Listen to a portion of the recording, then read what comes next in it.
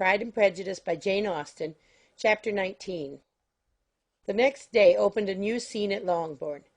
Mr. Collins made his declaration in form.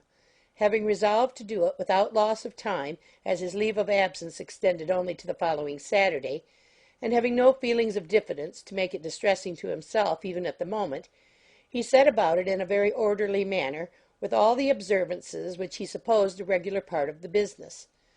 On finding Mrs. Bennet, Elizabeth, and one of the younger girls together, soon after breakfast, he addressed the mother in these words. May I hope, madam, for your interest with your fair daughter Elizabeth, when I solicit for the honour of a private audience with her in the course of this morning? Before Elizabeth had time for anything but a blush of surprise, Mrs. Bennet answered instantly, "Oh, dear, yes, certainly. I'm sure Lizzie will be very happy. I'm sure she can have no objection. Come, Kitty, I want you upstairs." And gathering her work together, she was hastening away, when Elizabeth called out, "Dear madam, do not go. I beg you will not go. Mr. Collins must excuse me. He can have nothing to say to me that anybody need not hear. I am going away myself." No, nonsense, Lizzie. I desire you to stay where you are. And upon Elizabeth seeming really, with vexed and embarrassed looks, about to escape, she added, "Lizzie, I insist upon your staying and hearing Mr. Collins." Elizabeth would not oppose such an injunction, and a moment's consideration making her also sensible that it would be wisest to get it over as soon and as quietly as possible, she sat down again and tried to conceal, by incessant employment, the feelings which were divided between distress and aversion. Mrs. Bennet and Kitty walked off, and as soon as they were gone, Mr. Collins began. Believe me, my dear Miss Elizabeth, that your modesty, so far from doing you any disservice, rather adds to your other perfections. You would have been less amiable in my eyes had there not been this little unwillingness. But allow me to assure you that I have your respected mother's permission for this address. You can hardly doubt the purport of my discourse. However your natural delicacy may lead you to dissemble, my attentions have been too marked to be mistaken. Almost as soon as I entered the house, I singled you out as the companion of my future life. But before I am run away with by my feelings on this subject, perhaps it would be advisable for me to state my reasons for marrying, and, moreover, for coming into Hertfordshire with the design of selecting a wife, as I certainly did. The idea of Mr. Collins, with all his solemn composure, being run away with by his feelings, made Elizabeth so near laughing that she could not use the short pause he allowed in any attempt to stop him further, and he continued. My reasons for marrying are, first, that I think it is right for every clergyman in easy circumstances like myself to set the example of matrimony in his parish. Secondly, that I am convinced it will add very greatly to my happiness. And thirdly, which perhaps I ought to have mentioned earlier, that it is the particular advice and recommendation of the very noble lady whom I have the honour of calling patroness. Twice she has condescended to give me her opinion, unasked, too, on this subject, and it was but the very Saturday night that I left Hunsford, between our pools at quadrille, while Mrs. Jenkinson was arranging Mr. Berg's footstool, that she said, "Mr. Collins, you must marry. A clergyman like you must marry. Choose properly, choose a gentlewoman for my sake, and for your own. Let her be an active, useful sort of person, not brought up high, but able to make a small income go a good way. This is my advice. Find such a woman as soon as you can, bring her to Hunsford, and I will visit her. Allow me, by the way, to observe, my fair cousin, that I do not reckon the notice and kindness of Lady Catherine de Bourgh as among the least of the advantages in my power to offer. You will find her manners beyond anything I can describe, and your wit and vivacity, I think, must be acceptable to her, especially when tempered with the silence and respect that her rank will inevitably excite. Thus much for my general intention in favour of matrimony. It remains to be told why my views were directed towards Longbourn instead of my own neighbourhood, where I can assure you there are many amiable young women, But the fact is, that being as I am to inherit this estate, after the death of your honoured father, who, however, may live many years longer, I could not satisfy myself without resolving to choose a wife from among his daughters, that the loss to them might be as little as possible, when the melancholy event takes place, which, however, as I've already said, may not be for several years.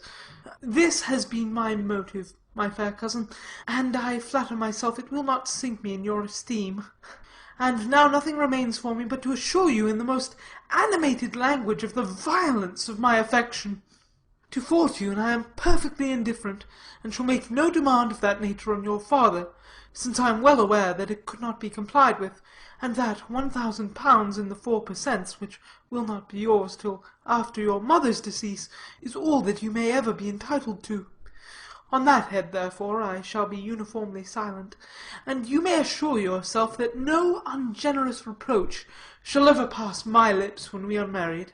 It was absolutely necessary to interrupt him now. "You are too hasty, sir," she cried. "You forget that I have made no answer. Let me do it without further loss of time. Accept my thanks for the compliment you are paying me. I am very sensible of the honour of your proposals, but it is impossible for me to do otherwise than to decline them." "I am not now to learn," replied Mr. Collins, with a formal wave of the hand, "that it is usual with young ladies to reject the addresses of the man whom they secretly mean to accept, when he first applies for their favour, and that sometimes the refusal is repeated a second or even a third time.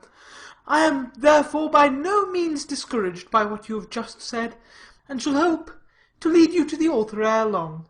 "Upon my word, sir," cried Elizabeth, "your hope is a rather extraordinary one after my declaration. I do assure you that I am not one of those young ladies, if such young ladies there are, who are so daring as to risk their happiness on the chance of being asked a second time. I am perfectly serious in my refusal. You could not make me happy, and I am convinced that I am the last woman in the world who could make you so. Nay, were your friend Lady Catherine to know me, I am persuaded she would find me in every respect ill qualified for the situation." "Were it certain that Lady Catherine would think so," said Mr. Collins very gravely. "but I cannot imagine that her ladyship would at all disapprove of you, and you may be certain, when I have the honour of seeing her again, I shall speak in the very highest terms of your modesty, economy, and other amiable qualification." "Indeed, Mr. Collins, all praise of me will be unnecessary. You must give me leave to judge for myself, and pay me the compliment of believing what I say. I wish you very happy and very rich, and by refusing your hand, do all in my power to prevent your being otherwise. In making me the offer, you must have satisfied the delicacy of your feelings with regard to my family, and may take possession of Longbourn estate whenever it falls, without any self-reproach. This matter may be considered, therefore, as finally settled." And rising as she thus spoke, she would have quitted the room, had Mr. Collins not thus addressed her. "When I do myself the honour of speaking to you next on the subject, I shall hope to receive a more favourable answer than you have now given me, though I am far from accusing you of cruelty at present, because I know it to be the established custom of your sex to reject a man on the first application, and perhaps you have even now said as much to encourage my suit as would be consistent with the true delicacy of the female character." "Really, Mr. Collins," cried Elizabeth with some warmth, "you puzzle me exceedingly. If what I have hitherto said can appear to you in the form of encouragement, I know not how to express my refusal in such a way as to convince you of its being one." "You must give me leave to flatter myself, my dear cousin, that your refusal of my addresses is merely words, of course. My reasons for believing it are briefly these.